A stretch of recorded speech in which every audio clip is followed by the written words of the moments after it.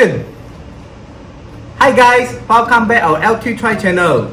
Today we will unboxing the Mjx BUGS12 EIS. BUGS12 with electronic image stabilization EIS, and it is foldable drone with GPS. It can be recorded in 4K 30 FPS resolution. So let's open it. What we got on this package.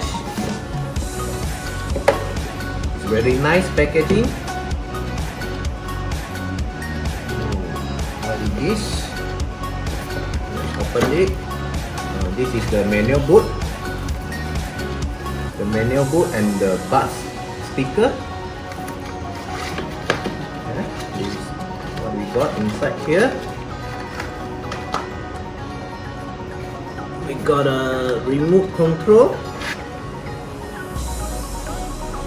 So the remote control design is same with previous model. Remote control, this is with AA battery, not chargeable. So we got battery drone, the cable and the screwdriver, and the spare propellers. The last thing is the drone. Let's take it out. Oh, one more thing, the spare propellers. Okay. So that's all inside the box. This is BUGS12 EIS drone. The design is with foldable arm.